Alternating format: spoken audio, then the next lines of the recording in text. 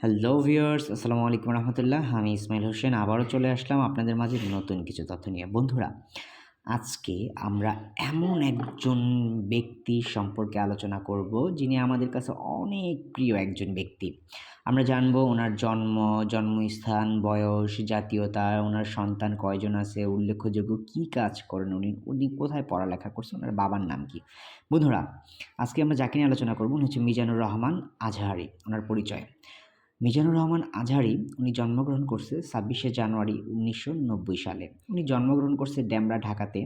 ওনার বয়স ৩৪ বছর। উনি একজন বাংলাদেশী। উনি বাংলাদেশের নাগরিক। ওনার সন্তান হচ্ছে ২ জন। উল্লেখযোগ্য কাজ: উনি তাফসির মাহফিল ওনার উল্লেখযোগ্য কাজ হচ্ছে তাফসির মাহফিল।